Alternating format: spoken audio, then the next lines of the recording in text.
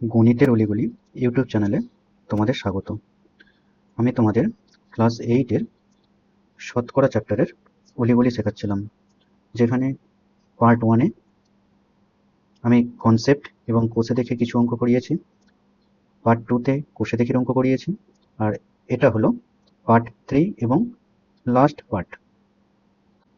এই পার্টটি দেখার আগে তোমাদের অবশ্যই ফার্স্ট পার্টটি দেখতে হবে, তবে এই অঙ্কগুলো সহজে বুঝতে পারবে, কারণ ওখানে শতকরার পুরো কনসেপ্ট বোঝানো আছে।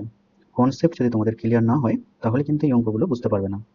তাই যারা ফার্স্ট পার্ট না দেখে একবারে 3 নম্বর পার্ট দেখছো, তারা অবশ্যই ফার্স্ট পার্টটা দেখে তারপরে এই 3 নম্বর পার্টটা দেখবে। চলো শুরু করা যাক।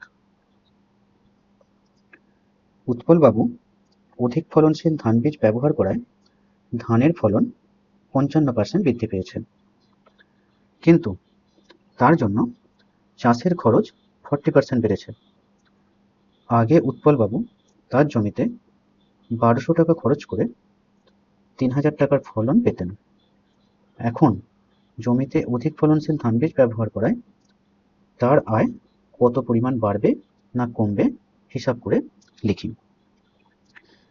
দেখো কি বলেছে অঙ্কটায়, আগে উৎপলবাবু জমিতে কত টাকা খরচ করতেন? 1200 টাকা, আর ফসল কত টাকার পেতেন? 3000 টাকায়। তার মানে কি এই দুটোর বিয়োগ করলে কত টাকা তার লাভ হতো সেটা পেয়ে যাব। কিন্তু এই দিকে হয়েছে কি, তিনি অধিক ফলনশীল ধান বীজ ব্যবহার করেছেন। এবার অধিক ফলনশীল ধান বীজ ব্যবহার করলে কি হবে? চাষের খরচও তো বাড়বে, সেক্ষেত্রে চাষের খরচ বেড়ে গেছে 40%। আবার অধিক ফলনশীল ধান বীজ ব্যবহার করেছে, ফলে তার আয়ও বেড়েছে। আয় কত বেড়েছে? 55%। দেখো তাহলে অঙ্কটা কিভাবে করি। প্রথমে দেখতে হবে যে অধিক ফলনশীল ধান বীজ ব্যবহার করায় তার খরচ কতটা বাড়লো। তাহলে গণিতের ভাষায় সমস্যাটা কি হবে, বাম দিকে লেখো অধিক ফলনশীল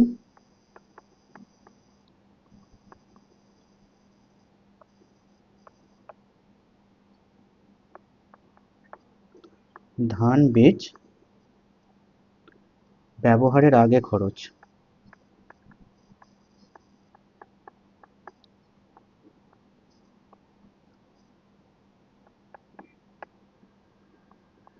কিসে হবে? টাকায়, তাই এখানে টাকা।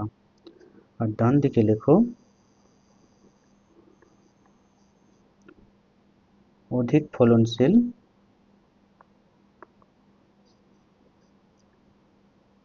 ধান বীজ ব্যবহার করায়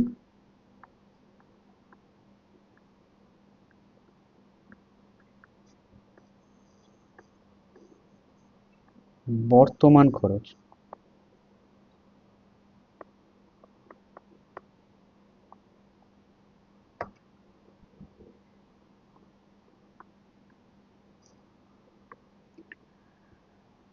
দেখো এখানে কি বলেছে, অধিক ফলনশীল ধান বীজ ব্যবহার করায় তার খরচ 40% বেড়েছে। তাহলে 40% যদি খরচ বাড়া, কথাটার অর্থ কি, আগে যদি 100 টাকা খরচ হতো তাহলে এখন খরচ হয় কত? 140 টাকা, তাই না? তাহলে লেখো, এইদিকে লেখো আগে খরচ 100 টাকা হলে এখন খরচ হয় 140 টাকা। কিন্তু আগে খরচ হতো কত? 1200 টাকা। তাহলে আগে যদি 1200 টাকা খরচ হতো, তাহলে এখন কত টাকা খরচ হয়? এটা ঐকিক নিয়মে করতে হবে। তাহলে লেখো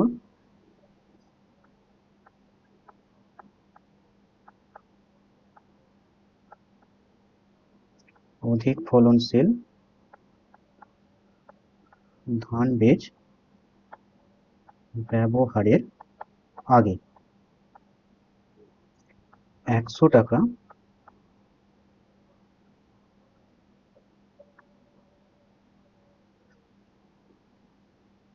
খরচ হলে বর্তমানে খরচ 140 টাকা। এরপরে 1 টাকায় করো।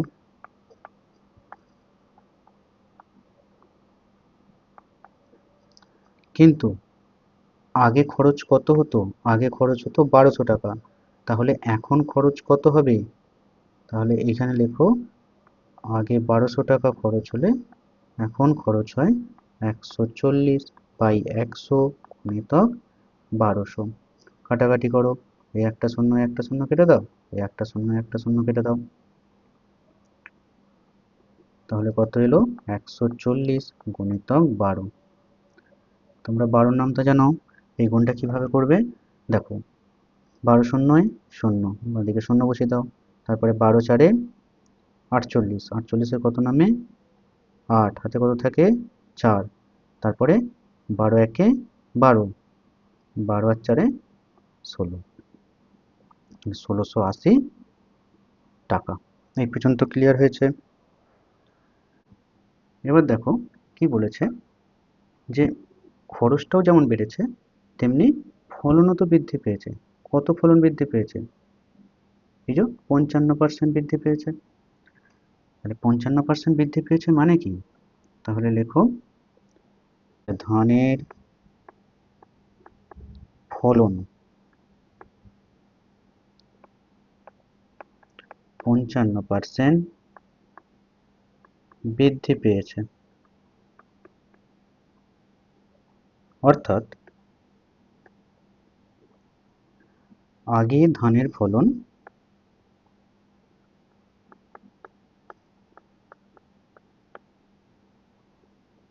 যদি 100 টাকার হতো,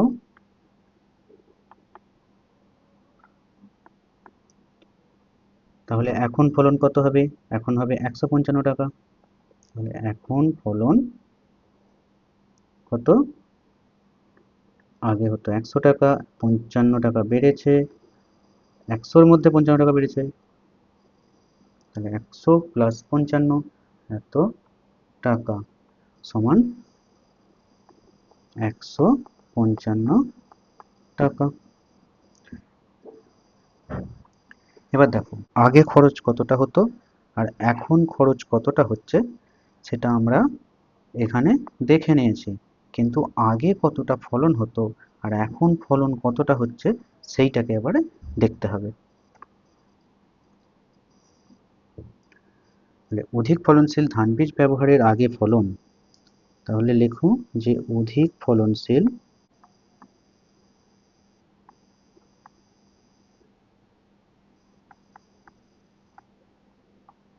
ধান বীজ ব্যবহারের আগে ফলন।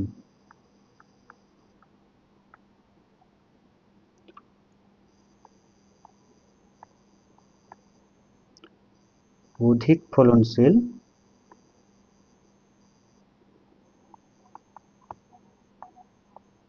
ধান বীজ ব্যবহারের পরে ফলন কিসে? টাকাতে। তাহলে আগে যদি 100 টাকা ফলন হতো এখন হয় 155 টাকার ফলন, কিন্তু আগে ফলন কত হতো? আগে কত টাকার ফলন হতো দেখো, আগে এই যে 3000 টাকার ফলন পেতেন, তাহলে এখন কত ফলন পাবেন? তাহলে এখানে কত হবে? 3000, আর এখানে হবে জিজ্ঞাসা। এবারে ঐকিক নিয়মে অঙ্কটাকে সলভ করতে হবে। তাহলে লেখো অধিক ফলনশীল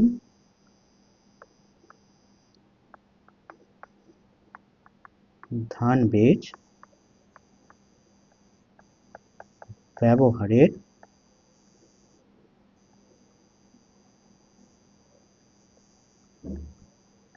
আগে।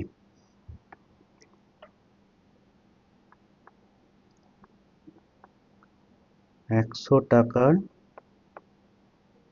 ফলন হলে বর্তমানে ফলন 155 টাকা। তাহলে 1 টাকায় কত? কত হবে 1 টাকায়? 155 বাই 100 টাকা। আর 3000 টাকায় কত হবে? 155/100 গুণিতক 3000। দেখো এর একটা শূন্য এর একটা শূন্য কেটে দাও, এর একটা শূন্য এর একটা শূন্য কেটে দাও। এবারে কত এলো? 155 গুণিতক 30। এরপরে দেখো 155কে 3 দিয়ে গুণ করো আগে। 155কে 3 দিয়ে গুণ করলে কত হবে? 3 5-এ 15, 15-র 5, হাতে 1, আবার 3 5-এ 15, 15 আর হাতের 1 16, 16 6, হাতে 1, আবার 3 1-এ 3, আর হাতে 1 ছিল 4, আর এই শূন্যটা ছিল, শূন্যটা বসিয়ে দাও। এত টাকা। ক্লিয়ার? এবারে লিখতে হবে কি, যে অধিক ফলনশীল ধান বীজ ব্যবহারের আগে কত টাকা আয় হতো। তাহলে লেখো যে অধিক ফলনশীল ধান বীজ ব্যবহার করার আগে আয়।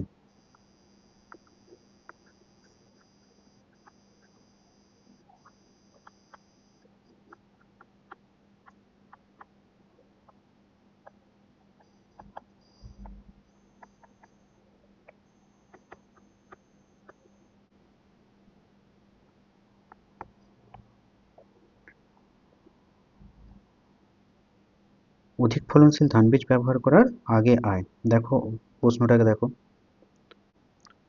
দেখো এখানটায় কি বলেছে দেখো, আগে উৎপল বাবু তার জমিতে 1200 টাকা খরচ করে 3000 টাকার ফলন পেতেন। তার মানে তার আয় কত হতো না, 3000 বিয়োগ 1200। তাহলে এখানে লেখো 3000 বিয়োগ 1200, তাহলে কত টাকা হয়? 1800 টাকা। কিন্তু অধিক ফলনশীল ধান বীজ ব্যবহার করায় আয় কত হচ্ছে? দেখো এরপরে লেখো অধিক ফলনশীল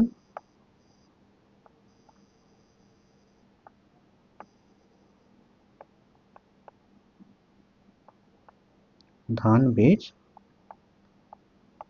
ব্যবহার করায়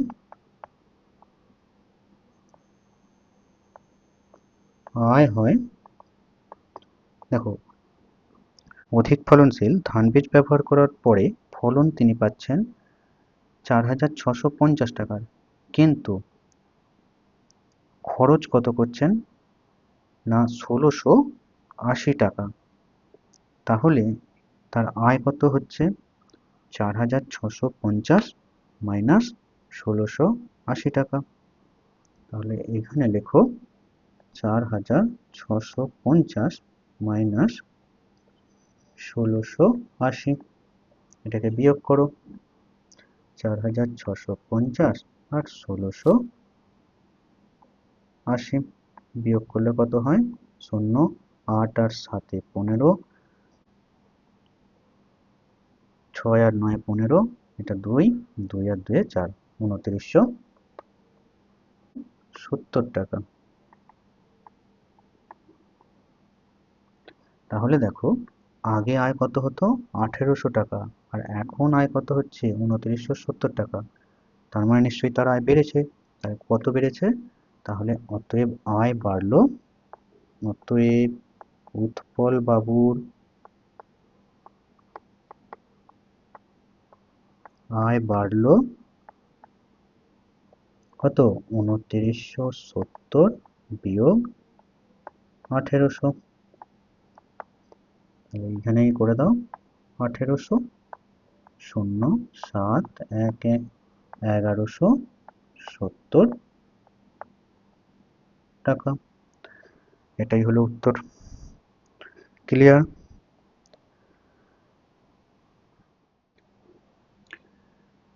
দেখো পরের অঙ্কটা কি বলছে। একটি বিধানসভা কেন্দ্রের ভোটারদের 80% ভোট দিয়েছেন এবং বিজয়ী প্রার্থী প্রদত্ত ভোটের 65% ভোট পেয়ে নির্বাচিত হয়েছেন। তিনি মোট ভোটের শতকরা কত ভোট পেয়েছেন হিসাব করে লিখুন। দেখো 80% ভোট দিয়েছেন, কথাটার অর্থ কি না, মোট ভোটার যদি 100 জন হতো তাহলে 80 জন ভোট দিত। তাহলে লেখো যে ধরিলাম মোট ভোটার 100 জন।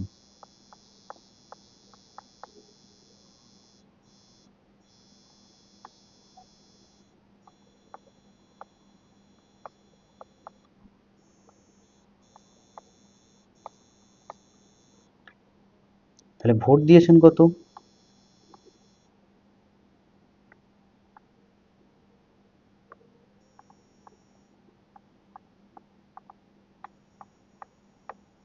আশি জন।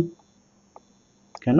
কারণ এখানে বলেছে কি যে 80% ভোট দিয়েছেন, তার মানে কি যদি 100 জন ভোটার হতো তাহলে ভোট দিত 80 জন। ক্লিয়ার?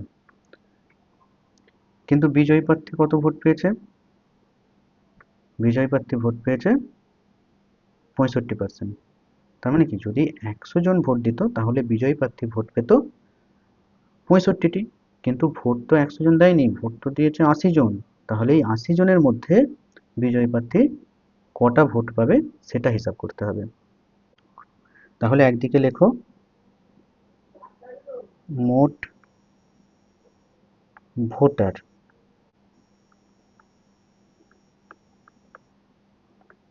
আর একদিকে লেখো বিজয়ী প্রার্থীর প্রাপ্ত ভোট।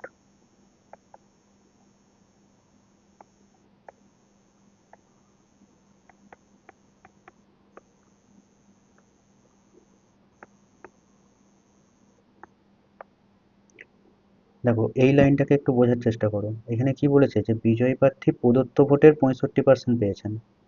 65% কথার অর্থ কি যে যদি 100 জন ভোটার হতো তাহলে ভোট পেত কত? 65টি।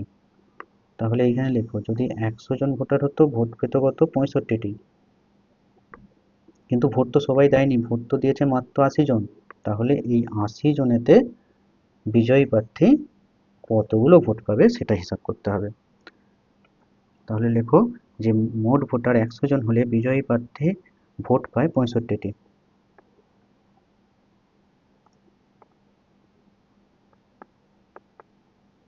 মোট ভোটার 100 জন হলে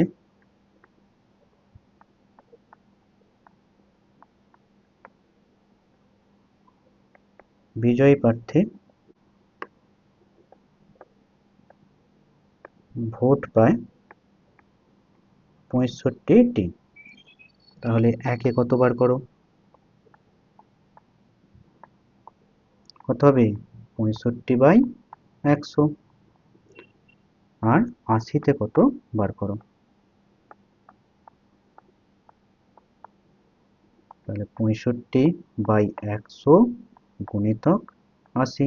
80টা গুণ হয়ে যাবে, কাটাকাটি করো, শূন্য শূন্য কেটে দাও, 2 দিয়ে কাটো 5, এইটা 2 দিয়ে কাটো 4, আর 5 13 65। তাহলে এলো কত? 13 গুণিতক 4, 13 4 কত? 52।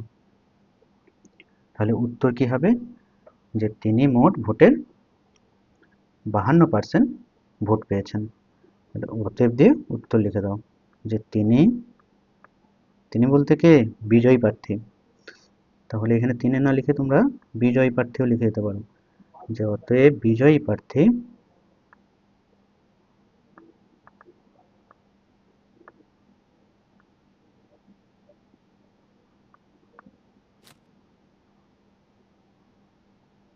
মোট ভোটের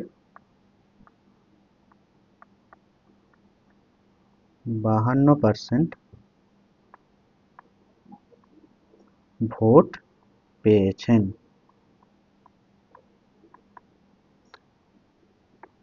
ক্লিয়ার হয়েছে এটা?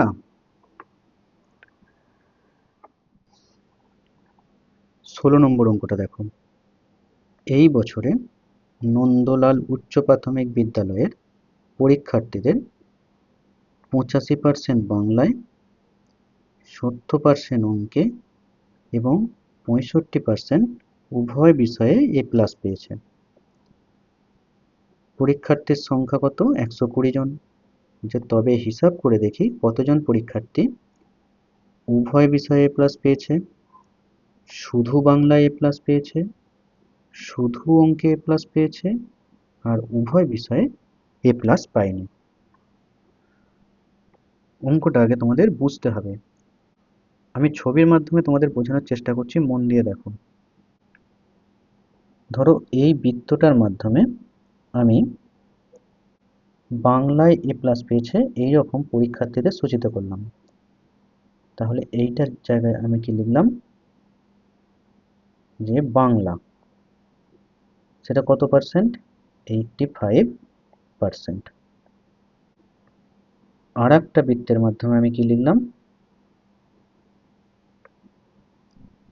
অঙ্ক, সেটা কত পার্সেন্ট, 70%। তাহলে এইরকম পরীক্ষার্থী আছে যারা উভয় বিষয়ে এ প্লাস পেয়েছে, সেরকম পরীক্ষার্থী কত পার্সেন্ট, 65%। এই যে 65%। তাহলে এখানটায় দেখো, ধরো এই যে কালো রঙের বৃত্তটা, এইটা দ্বারা কি বোঝাচ্ছে, যে বাংলায় এ প্লাস পেয়েছে এই রকম। আর এই নীলটা দ্বারা কি বোঝাচ্ছে, অঙ্কে এ প্লাস পেয়েছে এই রকম। কিন্তু এই রকম তো অনেক পরীক্ষার্থী আছে যারা বাংলাতেও এ প্লাস পেয়েছে, আবার অঙ্কেতেও এ প্লাস পেয়েছে। সেই রকম পরীক্ষার্থীর সংখ্যা কত বলেছে, 65% বলেছে। তাহলে এই ছবিতে 65% কোন অংশটাকে বোঝাচ্ছে, এই যে এই অংশটা, দেখো ওই অংশটা আমি পুরো নীল করে দিচ্ছি। এই অংশটার দ্বারা কি বোঝাচ্ছে, যে 65% বোঝাচ্ছে। মানে কি, এরা বাংলাতেও এ প্লাস পেয়েছে, আবার অঙ্কেতেও এ প্লাস পেয়েছে। তাহলে এখানটা লিখে দাও, যে 65%। ক্লিয়ার? এখানটা কি, এখানটা হচ্ছে উভয় বিষয়ে এ প্লাস।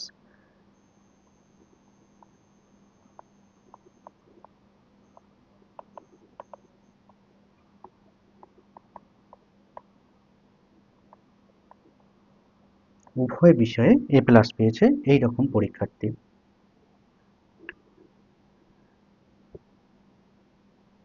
তাহলে যদি বলি যে শুধুমাত্র বাংলায় এ প্লাস পেয়েছে, সেটা কোন অংশটা হবে, সেটা নিশ্চয়ই এই সাদা অংশটা হবে, এই অংশটা। তাহলে সেখান থেকে কি করতে হবে না, বাংলায় যতজন পেয়েছিল 85%, তার থেকে উভয় বিষয়টাকে বাদ দিয়ে দিতে হবে, তবে শুধুমাত্র বাংলায় কতজন এ প্লাস পেয়েছে সেটা পাবো।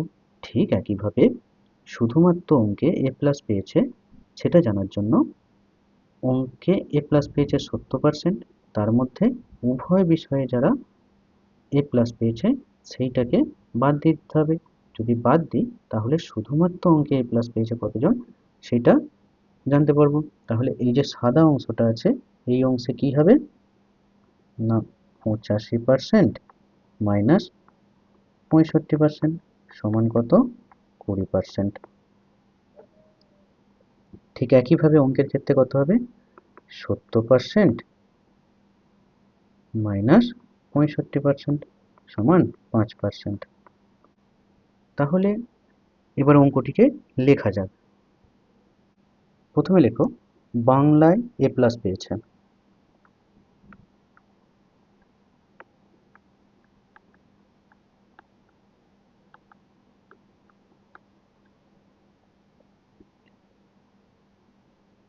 কত, 85%।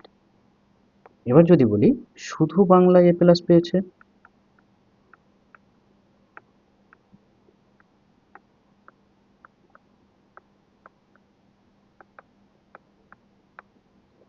সেটা কত হবে না, 85%।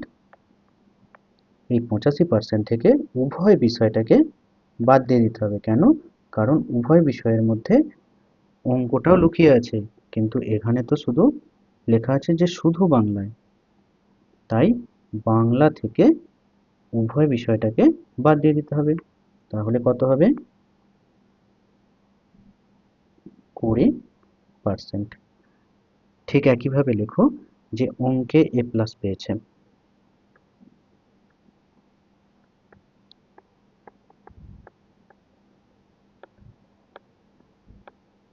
কত, 70%। তাহলে শুধু অঙ্কে এ প্লাস পেয়েছে কত,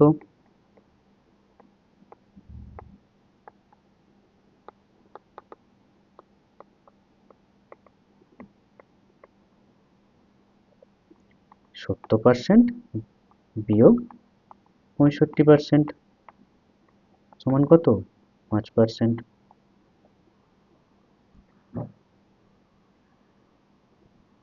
এবার যদি বলে যে কোনো বিষয়ে এ প্লাস পাইনি,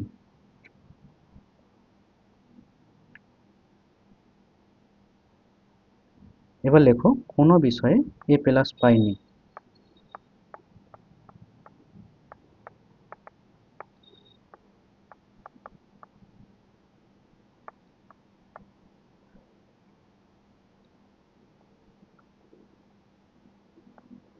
দেখো মোট পরীক্ষার্থী সবসময় কত হবে? 100%। তাহলে এই 100% থেকে বাদ দিয়ে দাও। কি কি বাদ দেবে? না শুধু বাংলা এ প্লাস পেয়েছে কত? 20%, এইটাকে বাদ দাও, এখানে বিয়োগ চিহ্ন দিয়ে এটাকে বাদ দাও। প্লাস শুধু অঙ্কে এ প্লাস পেয়েছে কত? 5%, এটাকে বাদ দাও। আর উভয় বিষয়ে এ প্লাস পেয়েছে কত? 65%, এটাকেও বাদ দিয়ে দাও। তাহলে কত হবে? 100% মাইনাস কত? 65 আর 5 70, আর 20 90, 90% সমান কত হয়ে গেল? 10%। অর্থাৎ এই 10% পরীক্ষার্থী কোনো বিষয়ে এ প্লাস পায়নি। এবারে অঙ্কের উত্তরগুলো করা যাক। প্রথমে কি বলেছে? যে উভয় বিষয়ে এ প্লাস পেয়েছে। তাহলে 1 নম্বর দাগ দিয়ে লেখো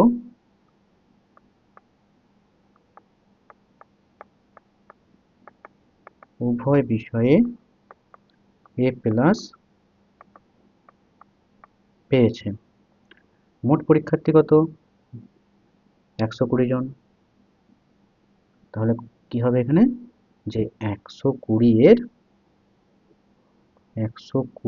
এর উভয় বিষয়ে প্লাস পেয়েছে কত? 65% তো। তাহলে 120 এর 65% নির্ণয় করতে হবে। লেখো 120 গুণিতক 65/100। কাটাকাটি করো, এই একটা শূন্য একটা শূন্য কেটে দাও। 5 দিয়ে কাটো, 5 13 65, 5 দিয়ে কাটো, 5 দুগুণে 10, 2 দিয়ে কাটো, 2 6 12। তাহলে 6 গুণিতক 13, 13 6 কত? 78, 78 জন। এটা 1 নম্বর উত্তর হয়ে গেল।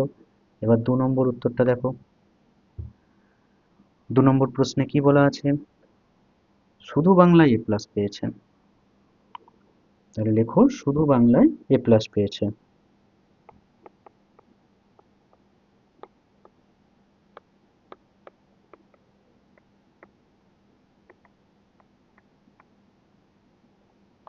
কত? 120 এর কত ছিল শুধু বাংলাটা?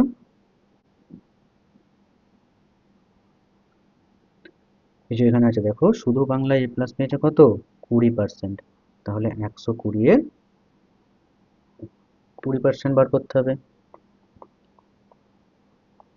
সমান 120 গুণিতক 20/100।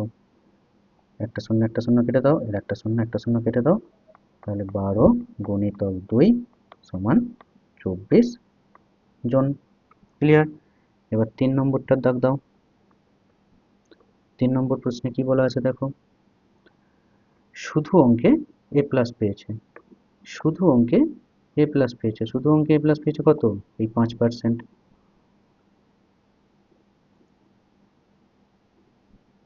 তাহলে লেখো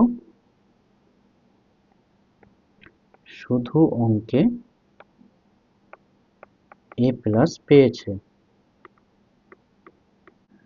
কত? না 120 এর 5% সমান 120 গুণিতক 5/100। তাহলে এর একটা শূন্য একটা শূন্য কেটে দাও, 5 দুগুণে 10 করে দাও, আর 2 6 12 করে দাও। উত্তর হয়ে গেল কত? 6 জন। ক্লিয়ার? 4 নম্বর প্রশ্নটা কি বলেছিল দেখো। বলেছে উভয় বিষয়ে এ প্লাস পাইনি। তাহলে দেখো এখানে কি এসেছিল যে কোনো বিষয়ে এ প্লাস পাইনি কত? 10%।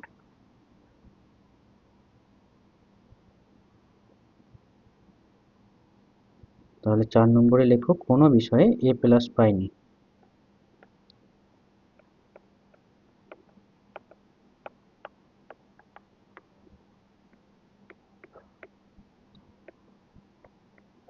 120 এর 10% সমান কত? 120 এর এর পরিবর্তে গুণ হয় 10, আর পার্সেন্টেজ উঠে গেলে নিচে 100 হয়। এর একটা শূন্য একটা শূন্য কেটে দাও, এর একটা শূন্য একটা শূন্য কেটে দাও, তাহলে কত হয়ে গেল? 12 জন। তাহলে সব উত্তরগুলো হয়ে গেল। অঙ্কটা কি বোঝা গেল? 17 দাগের অঙ্কটা দেখো। আমিনা বিবির বেতন প্রথমে 20% বৃদ্ধি পেয়েছে, পরে 20% হ্রাস পেল। তো আমিনা বিবির বেতন শতকরা কত পরিবর্তন হলো সেটা হিসাব করতে বলেছে। দেখো, এই ধরনের অঙ্কগুলো তোমরা এক্স ধরেও করতে পারো, আবার 100 ধরেও করতে পারো। তবে অঙ্কগুলো 100 ধরে করলে খুব সহজে হয়ে যায়, তাই আমি এখানে তোমাদের 100 ধরেই অঙ্কটাকে করাবো। লেখো, ধরিলাম আমিনা বিবির বেতন 100 টাকা।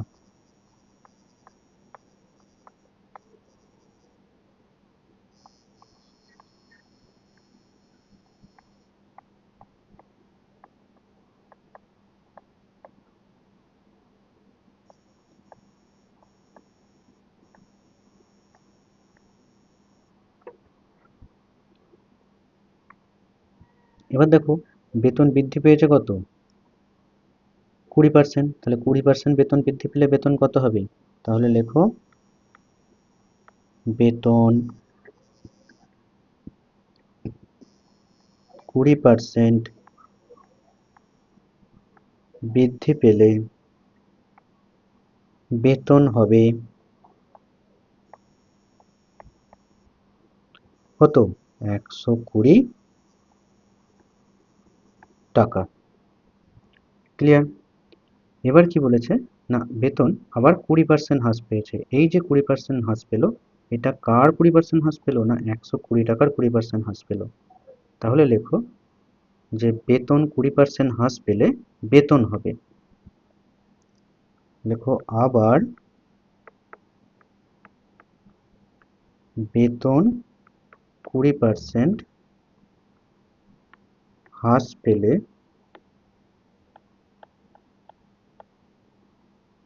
বেতন হবে কত? না, আগে কত ছিল? 120, হ্রাস পেয়েছে কত? 20%। কার 20%? না, 120 টাকার 20%। এই 120 টাকার 20%টা কি হয়েছে? হ্রাস পেয়েছে। তাহলে কি করতে হবে? 120 থেকে এটাকে বিয়োগ করে দিতে হবে। বুঝতে পেরেছো? দেখো, আগে বেতন ছিল কত? 120 টাকা, হ্রাস পেয়েছে কত? 20%। কার 20%? না, 120 টাকার 20%। তাই 120 থেকে 120 টাকার 20%টা বিয়োগ করতে হবে। তাহলে লেখো 120 বিয়োগ 120 টাকার, সেই এর মানে গুণ 20, আর পার্সেন্টেজ উঠে গেলে নিচে 100। এই একটা শূন্য আর এই একটা শূন্য কেটে দাও, এই একটা শূন্য এই একটা শূন্য কেটে দাও, তাহলে কত এলো? 120 বিয়োগ 12 দুগুণে 24, বিয়োগ করলে কত হয়? 96 টাকা। তাহলে আমিনা বিবির প্রথমে বেতন কত ছিল? 100 টাকা। এখন হলো কত টাকা? 96 টাকা। তাহলে কমে গেল কত টাকা? 4 টাকা। তাহলে লেখো, আমিনা বিবির বেতন কমলো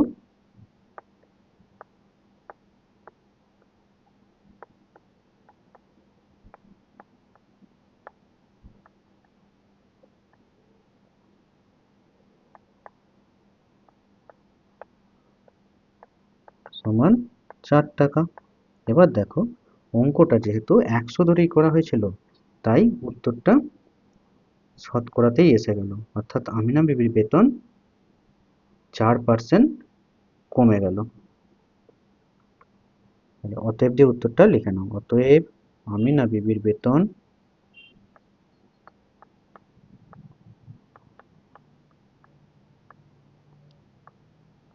4% কমে গেল। ক্লিয়ার? এরপরে 18 দাগের অঙ্কটা দেখো। একটি আয়তক্ষেত্রের দৈর্ঘ্য 15% বৃদ্ধি করা হলো এবং প্রস্থ 15% হ্রাস করা হলো। আয়তক্ষেত্রের ক্ষেত্রফল শতকরা কত বৃদ্ধি বা হ্রাস পেল হিসাব করে দেখি। দেখো আয়তক্ষেত্র কেমন দেখতে,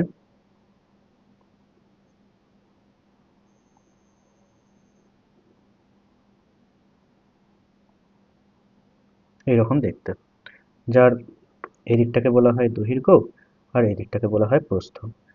এই অঙ্কটার ক্ষেত্রে তুমি দৈর্ঘ্যকে এক্স এবং প্রস্থকে ওয়াই ধরে অঙ্কটা করতে পারো, কিন্তু সেক্ষেত্রে অঙ্কটা অনেক জটিল হয়ে যাবে। তাই আমি এখানে কি করব, দৈর্ঘ্যকেও 100 ধরবো আর প্রস্থকেও 100 ধরে অঙ্কটা করব। এখন হয়তো তোমরা বলবে যে দৈর্ঘ্য এবং প্রস্থ যদি সমান হয়ে যায় তাহলে সেটি তো বর্গক্ষেত্র হয়ে যায়। এক্ষেত্রে তোমাদের মনে রাখতে হবে যে বর্গক্ষেত্র কিন্তু এক বিশেষ ধরনের আয়তক্ষেত্র। এই অঙ্কটার ক্ষেত্রে দুটো বাহুকেই অর্থাৎ দৈর্ঘ্যকে এবং প্রস্থকে 100 ধরে অঙ্কটি করা যায়। লেখো ধরিলাম আয়তক্ষেত্রের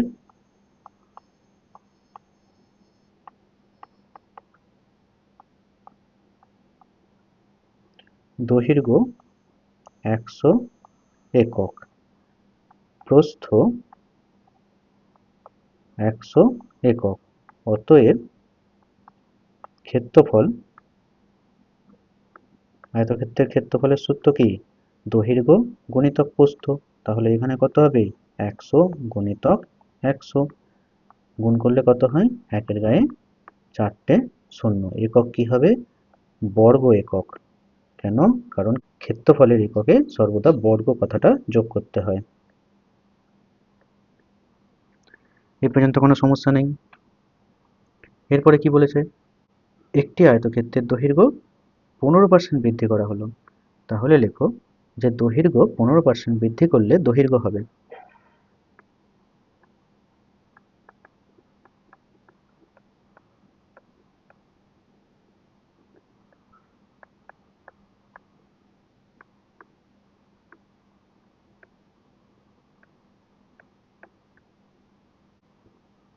ছিল কত, 100, 15% বৃদ্ধি করা হয়েছে, অর্থাৎ 100তেই 15 একক বৃদ্ধি করেছে। তাহলে কত হবে, 115 একক। এবারে কি করেছে, প্রস্থ 15% হ্রাস করেছে। তাহলে লেখো প্রস্থ 15% হ্রাস করলে প্রস্থ হবে কত, না ছিল কত, 100, আগে ছিল কত, এই 100, 15% হ্রাস করা হয়েছে, অর্থাৎ 100তে 15 একক হ্রাস করা হয়েছে। তাহলে কত হবে, 100 বিয়োগ 15 করে, 100 বিয়োগ 15 করলে 85 একক। তাহলে অতএব এখন ক্ষেত্রফল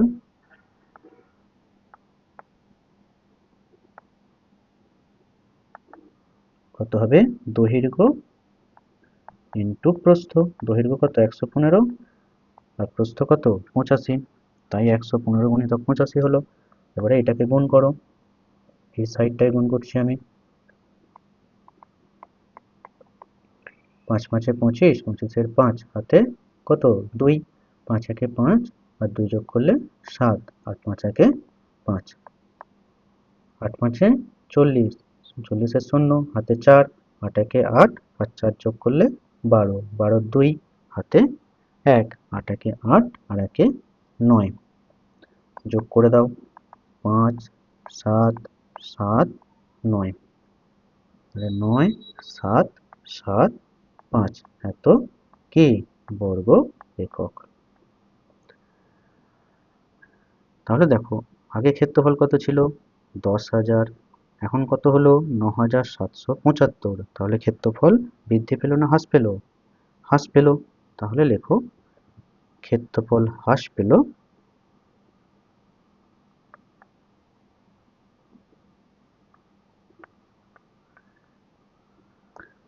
কতটা হ্রাস পেল না, আগে ছিল 10,000 বর্গ একক আর এখন হলো 9,775 বর্গ একক।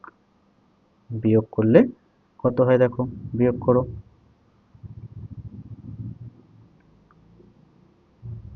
10,000 থেকে 9,775,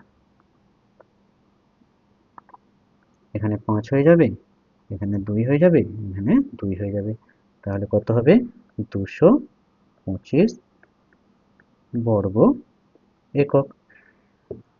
প্রশ্নে কি চেয়েছে, ক্ষেত্রফল শতকরা কতটা হ্রাস পাবে, তাহলে লেখো শতকরা ক্ষেত্রফল হ্রাস পাবে, অতএব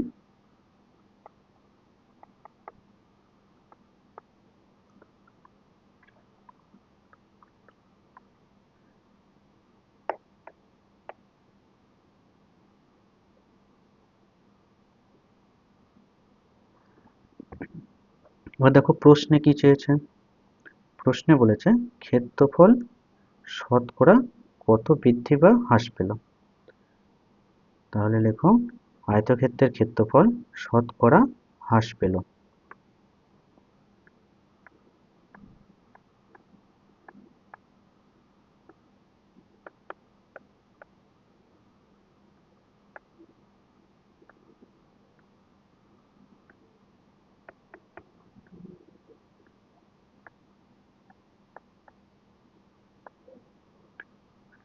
দেখো কিভাবে করতে বলেছি এখানে, আমি কি বলেছি যতর মধ্যে সেটাকে নিচে লিখতে, এখানে কতর মধ্যে, প্রথমে কত ছিল 10,000, তাই 10,000-এর মধ্যে হ্রাস পেল কত 225 গুণিতক 100, যেহেতু শতকরায় বার করছি তাই 100, আর এইখানে যেহেতু শতকরা লেখা আছে তাই এখানে আর পার্সেন্টেজ দিতে লাগবে না। কেটে দাও, এর একটা শূন্য, এর একটা শূন্য, এর একটা শূন্য, এর একটা শূন্য, তাহলে উত্তর কত হলো 225/100। যেহেতু হরে একের গায়ে দুটো শূন্য আছে তাই এখানে মানে লবেতে দুটো সংখ্যার আগে দশমিক হয়ে যাবে, তাহলে উত্তর কত হবে 2.25। ক্লিয়ার? 19-এর দাগের অঙ্কটা দেখো, একটি ঘরে দৈর্ঘ্য, প্রস্থ এবং উচ্চতা যথাক্রমে 15 মিটার, 10 মিটার এবং 5 মিটার। যদি দৈর্ঘ্য, প্রস্থ এবং উচ্চতার প্রত্যেকটি 10% বৃদ্ধি করা হয়, তবে 4 দেয়ালের ক্ষেত্রফল শতকরা কত বৃদ্ধি পাবে হিসাব করে লিখি। দেখো ঘরের 4 দেয়ালের ক্ষেত্রফলের সূত্র কি, দেখো সূত্রটা প্রথমে লিখে নাও, যে ঘরের 4 দেয়ালের ক্ষেত্রফল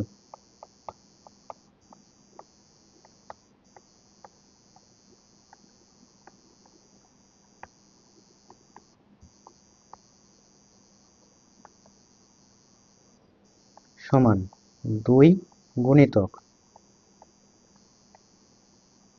দৈর্ঘ্য প্লাস প্রস্থ গুণিতক উচ্চতা।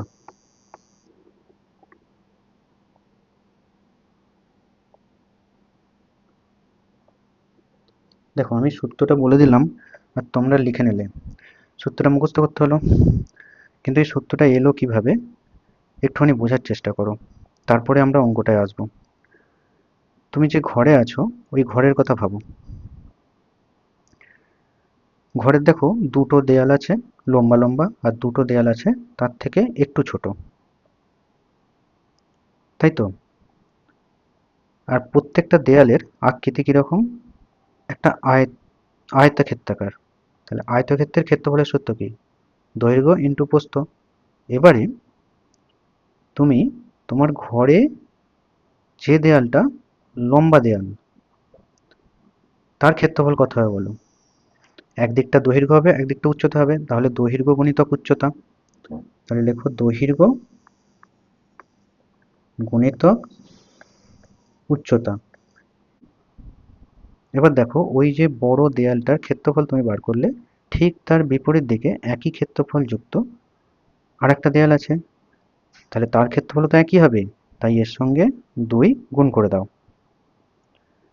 প্লাস দাও। এবারে একটু যে ছোট আকৃতির দেয়ালগুলো আছে সেটির মধ্যে একটির ক্ষেত্রফল কত হবে? প্রস্থ গুণিতক উচ্চতা। যেহেতু দুটো একই আকৃতির দেয়াল আছে তাই ওই দুটো দেয়ালের মোট ক্ষেত্রফল কত হবে? না 2 গুণিতক প্রস্থ গুণিতক উচ্চতা।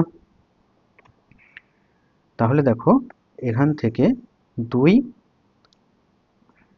গুণিতক উচ্চতা কমন চলে যাচ্ছে, আর এইখান থেকে কি থাকছে? এইখান থেকে দেখো দৈর্ঘ্যটা থাকছে, প্লাস ছিল তাই প্লাস, আর এইখান থেকে প্রস্থটা থাকছে, তাহলে কি হয়ে যাবে? দৈর্ঘ্য প্লাস প্রস্থ। তাহলে এটাকে সাজিয়ে লিখলে কিরকম আসবে? 2 গুণিতক দৈর্ঘ্য প্লাস প্রস্থ গুণিতক উচ্চতা। ক্লিয়ার? এবারে অঙ্কটা করা যাক। দেখো ঘরের দৈর্ঘ্য প্রস্থ এবং উচ্চতা দিয়ে দিয়েছে, তাহলে এর ক্ষেত্রফল নির্ণয় করতে পারবে। তাহলে প্রথমে লেখো যে ঘরের দৈর্ঘ্য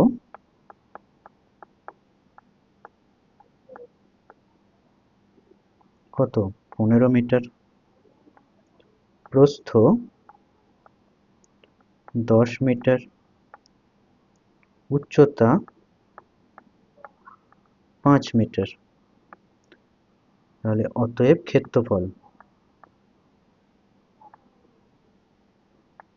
ক্ষেত্রফলের সূত্র কি? 2 গুণিতক দৈর্ঘ্য প্লাস প্রস্থ। এখানে দৈর্ঘ্য কত? 15, প্রস্থ কত? 10, আর গুণিতক উচ্চতা কত? 5। তাহলে 2 গুণিতক 15 আর 10-এ 25 গুণিতক 5 গুণ করলে কত হবে? 25 দুগুণে 50 গুণিতক 5, 5 5-এ 25, অর্থাৎ 250 বর্গমিটার।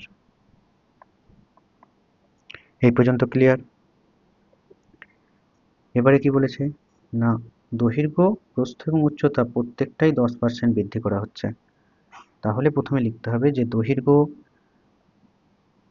10% বৃদ্ধি করলে দৈর্ঘ্য হবে,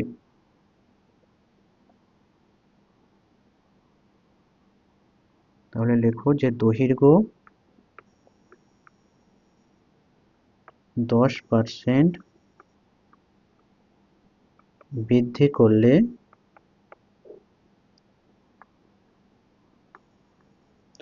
দৈর্ঘ্য হবে কত? আগে দৈর্ঘ্য কত ছিল? 15, এখন বৃদ্ধি করা হয়েছে কত? 10%। কার 10%? না 15 এর 10%। এটা করলে কত হবে? 15 যুক্ত 15 এর মানে গুণ 10/100। এর একটা শূন্য আর একটা শূন্য কেটে দাও, তাহলে 15 যুক্ত 15/10 সমান কত হয়ে গেল? 15 যুক্ত 1.5, তাহলে কত হলো? 16.5 এত মিটার। ঠিক একইভাবে প্রস্থ কত বাড়বে সেটা নির্ণয় করতে হবে। তাহলে লেখো যে প্রস্থ 10% বৃদ্ধি করলে প্রস্থ হবে, প্রস্থ কত ছিল? 10, 10 যুক্ত 10 এর 10% সমান কত? 10 যুক্ত 10 গুণিতক 10/100। এর একটা শূন্য একটা শূন্য কেটে দাও, একটা শূন্য একটা শূন্য কেটে দাও, তার কত হলো? 10 যুক্ত 1 সমান 11 মিটার। এবারে উচ্চতা 10% বৃদ্ধি করলে কত হবে সেটা নির্ণয় করতে হবে। উচ্চতা কত ছিল? উচ্চতা ছিল 5 মিটার। তাহলে লেখো উচ্চতা 10% বৃদ্ধি করলে উচ্চতা হবে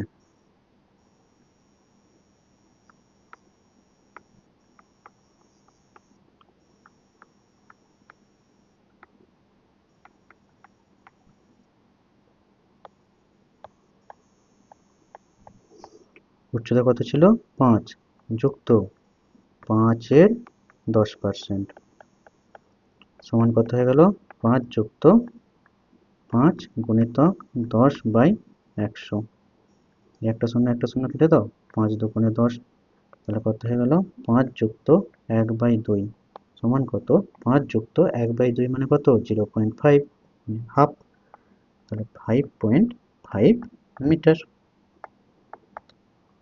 এবারে এখন কত ক্ষেত্রফল হলো, তাহলে লেখো যে এখন চার দেয়ালের ক্ষেত্রফল হবে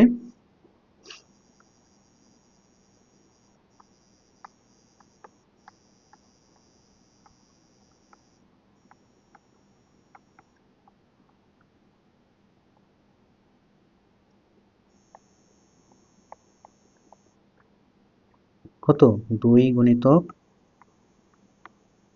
দৈর্ঘ্য প্লাস প্রস্থ গুণিতক উচ্চতা। তাহলে 2, দেখো দৈর্ঘ্য আর প্রস্থ কত হলো, দৈর্ঘ্য হলো 16.5 আর প্রস্থ হলো 11, তাহলে 16.5 যুক্ত 11 গুণিতক উচ্চতা কত হলো, উচ্চতা হলো 5.5 মিটার, তাহলে গুণিতক 5.5, তাহলে 2 গুণিতক 16.5 আর 11 যোগ করলে কত হয় 27.5 গুণিতক 5.5। এবার দেখো এই গুণটা কেমন সহজে করছি সেটা বোঝার চেষ্টা করো। তোমরা কিন্তু প্রথমেই এই 2 এর সঙ্গে 27.5 গুণ করতে যাবে না, অথবা 27.5 এর সঙ্গে 5.5 গুণ করতে যাবে না। প্রথমে দেখো 5.5 মানে কি 5.5, 5.5 এর সঙ্গে 2 গুণ করলে কত হয়, মানে 5.5 দুগুণে কত হয় 11 হয়, 5.5 দুগুণে 11 হয়, তাহলে আগে এই দুটোর গুণটা করে নাও। তাহলে লেখো এখানে যে 27.5 গুণিতক 11। এবার দেখো তোমরা 11-র নাম তো জানো নিশ্চয়ই, 11 5 কত হয় 55, তাহলে 55-র 5 লেখো।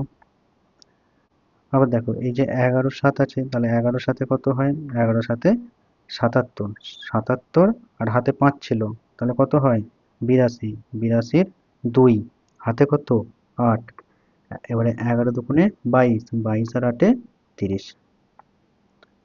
কটার আগে দশমিক ছিল, একটা সংখ্যার আগে দশমিক, এই যে এখানে একটা সংখ্যার আগে দশমিক আছে, তাই একটা সংখ্যার আগে দশমিক বসিয়ে দাও, তাহলে একক কত হবে বর্গ মিটার। তাহলে ক্ষেত্রফল বাড়লো না কমলো, ক্ষেত্রফল বেড়ে গেল। কেন, কারণ আগে ক্ষেত্রফল কত ছিল, আগে ছিল দেখো 250 বর্গ মিটার, আর এখন হলো কত 302.5 বর্গ মিটার। তাহলে ক্ষেত্রফল কতটা বৃদ্ধি পেল, তাহলে লেখো ক্ষেত্রফল বৃদ্ধি পেল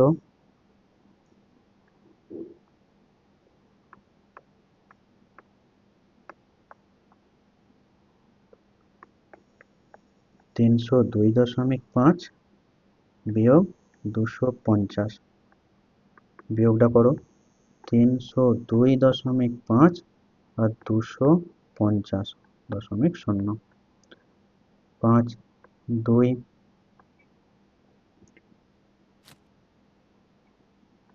5, তাহলে কত হলো 52.5 এত বর্গ মিটার। প্রশ্নে কি চেয়েছিল, দেখো প্রশ্নে কি চেয়েছিল, প্রশ্নে চেয়েছিল যে ক্ষেত্রফল শতকরা কত বৃদ্ধি পাবে, তাহলে শতকরা চেয়েছিল, তাহলে লেখো ক্ষেত্রফল বৃদ্ধি পেল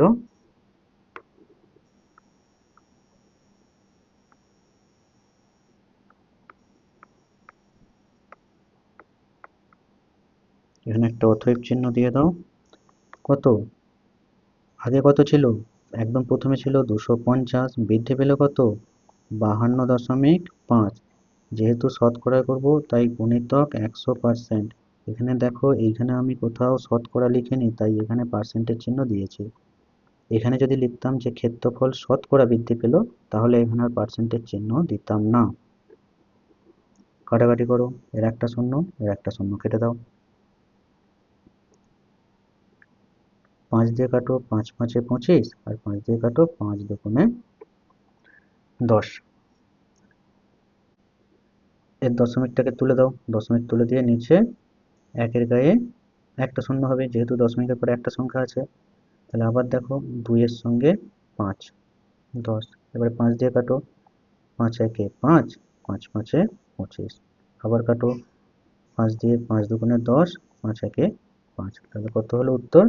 21%। এখানে তোমরা হয়তো অনেকেই এই কাটাকাটিটা বুঝতে পারবে না, যে 525কে যখন আমি 5 দিয়ে কাটলাম, দেখো 525কে 5 দিয়ে ভাগ করলে কি হবে না, 5 একে 5, এখানে কত হচ্ছে 2। এবার দেখো 5 একে 5, এখানে আছে তো 2, তাহলে তো যাচ্ছে না, তাহলে আমাকে দুটো সংখ্যা নামাতে হবে। যেহেতু দুটো সংখ্যা নামাতে হচ্ছে, তাই এখানে একটা শূন্য বসাতে হবে।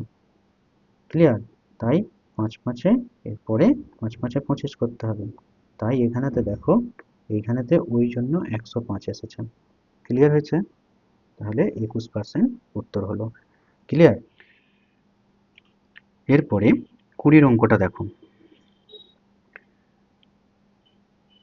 বার্ষিক ক্রীড়া প্রতিযোগিতায়, এখানে একটা আঁকা হবে। বার্ষিক ক্রীড়া প্রতিযোগিতায় 20% শিক্ষার্থী 100 মিটার দৌড়ে, 15% শিক্ষার্থী 200 মিটার দৌড়ে এবং 10% শিক্ষার্থী লং জাম্প প্রতিযোগিতায় নাম দেয়। 5% শিক্ষার্থী তিনটেতেই নাম দেয়। বিদ্যালয়ে শিক্ষার্থীর সংখ্যা 780 জন হলে কতজন শিক্ষার্থী ওই প্রতিযোগিতার কোনোটিতেই নাম দেয়নি হিসাব করে লিখি। আর কি বলে দেওয়া আছে? কোনো প্রতিযোগী একসাথে দুটিতে নাম দেয়নি। এই অঙ্কটাও সেই 16 অঙ্কটার মতো। দেখো, ছবির মাধ্যমে প্রথমে বোঝার চেষ্টা করো, তারপরে অঙ্কটা লিখে লিখে করিয়ে দিচ্ছে। কি কি খেলা আছে এখানে? 100 মিটার দৌড়, তাহলে 100 মিটার দৌড়ের জন্য একটা বৃত্ত করলাম। আর কি আছে? 200 মিটার দৌড়, তাহলে 200 মিটার দৌড়ের জন্য আর একটা বৃত্ত করলাম। আর একটা কি আছে? লং জাম্প, লং জাম্পের জন্য আর একটা বৃত্ত করলাম। তাহলে প্রথম বৃত্তটা কি? 100 মিটার দৌড়, লেখো 100 মিটার দৌড়, এই বৃত্তটা কত পার্সেন্ট আছে? এটা 20%। এবার দেখো 200 মিটার দৌড়, কোনটা? এইটা 200 মিটার দৌড়, কত পার্সেন্ট আছে? 15%। আর আছে কি? লং জাম্প,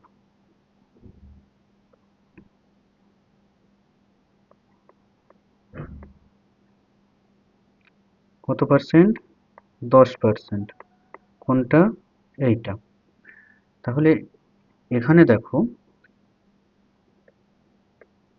5% শিক্ষার্থী তিনটেতেই নাম দিয়েছে। তাহলে তিনটেতে নাম দিয়েছে কোন অংশটা? এই যে এখানে আমি যে অংশটা নীল করছি, এই অংশটার দিকে দেখো। দেখো এইখানটায় 5% শিক্ষার্থী অবস্থান করছে। কেন? এরা হচ্ছে তিনটে প্রতিযোগিতাতেই নাম দিয়েছে, তাই তো? কেন? কারণ এই অংশটা দেখো তিনটে বৃত্তেরই অংশ। তাহলে এইখানটায় লেখো 5%। এই 5% কি হচ্ছে? তিনটেতেই নাম দিয়েছে। তাহলে আমি যদি শুধুমাত্র 100 মিটার দৌড়ের কথা বলি, তাহলে কতজন নাম দিয়েছে?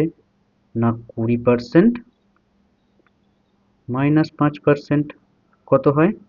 15%। অর্থাৎ এই 15% কি করছে? শুধুমাত্র শুধুমাত্র 100 মিটারে নাম দিয়েছে, তারা আর অন্য কোনো খেলায় নাম দেয়নি। যদি লং জাম্পের কথা বলি, শুধুমাত্র লং জাম্পের কথা বলি, তাহলে 10% মাইনাস 5% সমান কত? 5%। আর যদি শুধুমাত্র 200 মিটার দৌড়ের কথা বলি, তাহলে 15% মাইনাস 5% সমান 10%। বোঝা গেল? দেখো এখানে কি 100 মিটার দৌড়ে 20% নাম দিয়েছে, তো 20%ই তো হচ্ছে। এখানে 15%, এখানে 5%। ঠিক একইভাবে লং জাম্পে 10% নাম দিয়েছে, দেখো এখানে 5% আর এখানে 5%। আর 200 মিটার দৌড়ে 15% নাম দিয়েছে, দেখো এখানে 10% আর এইখানে 5%, 15%। বুঝা গেল? এবারে অঙ্কটা লিখে লিখে করা যাক। লেখো 100 মিটার দৌড়ে নাম দিয়েছে,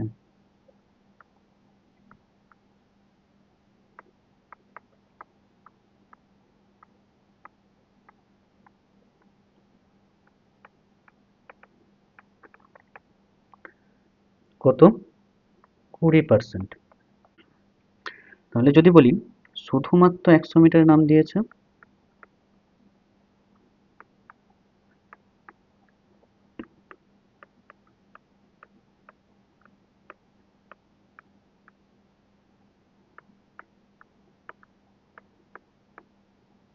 কত হবে?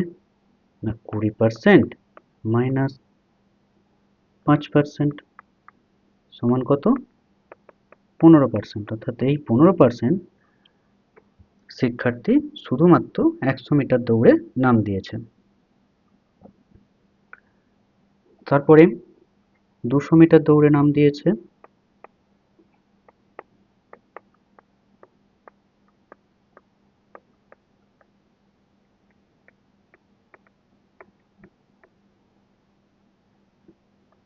%15। তাহলে যদি বলি শুধুমাত্র 200 মিটার দৌড়ে নাম দিয়েছে, কত হবে? না 15% মাইনাস 5%। এই 5%টা বাদ দিচ্ছি কেন? কারণ 5%টা তো সব খেলাতেই নাম দিয়েছে, আর এইখানে তো লিখেছি কি শুধুমাত্র 200 মিটারে, যেটা আমি ছবির মাধ্যমে বুঝিয়েছি। দেখো তাহলে বিয়োগ করলে কত হয়? 10%।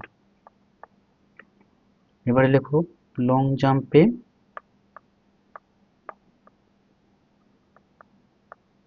নাম দিয়েছে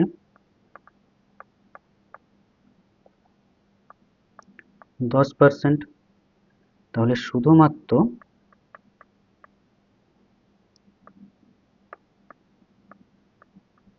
লং জাম্পে নাম দিয়েছে কত হবে? না 10% মাইনাস 5% সমান 5%।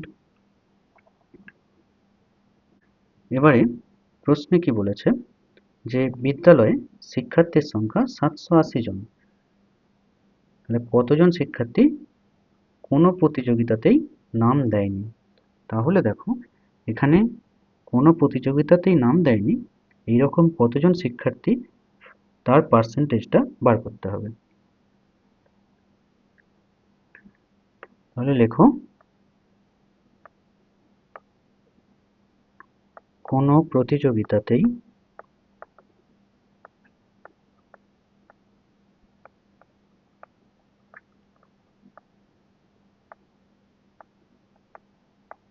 নাম দেয়নি। দেখো টোটাল সবসময় কত পার্সেন্ট হয়? 100%। বিয়োগ শুধুমাত্র 100 মিটারের নাম দিয়েছে কত? 15%। শুধুমাত্র 200 মিটারের নাম দিয়েছে কত? 10%। শুধুমাত্র লং জাম্পে নাম দিয়েছে কত? 5%। আবার এইরকম 5% শিক্ষার্থী আছে যারা 3টে খেলাতেই নাম দিয়েছে। তাহলে এটি বিয়োগ করলে কত হবে? দেখো 100% বিয়োগ 15 আর 10-এ 25, 25 আর 5-এ 30, 30 আর 5-এ 35%। বিয়োগ করলে কত হয়? 65%। এবারে মোট প্রতিযোগীর সংখ্যা কত বলেছিল এখানে? এবারে বিদ্যালয়ে মোট শিক্ষার্থীর সংখ্যা কতজন বলেছিল? 780 জন। তাহলে কোনো প্রতিযোগিতাতে নাম দেয়নি কতজন? দেখো অতএব কোনো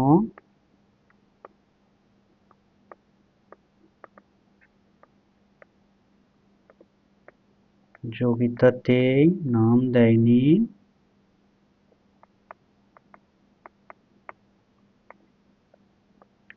সাতশো আশি এর 65% সমান 780 এর মানে গুণ 65% উঠে গেলে নিচে 100।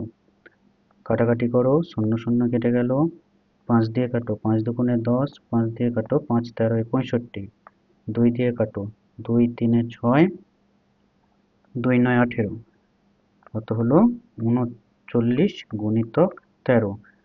13 নামতে জানো, 13 নয় কত হয়, 13 নয় হয় 117, 117র 7 হাতে 11, 13 তিনে 39, 39 আর 11 যোগ করলে 50, তাহলে 507 জন। এটাই হলো উত্তর। ক্লাসটি তোমাদের ভালো লাগলে অবশ্যই সাবস্ক্রাইব করবে এবং বন্ধুদের সঙ্গে শেয়ার করবে। এরপরে তোমরা কোন চ্যাপ্টারের ক্লাস চাও কমেন্ট বক্সে অবশ্যই জানাবে।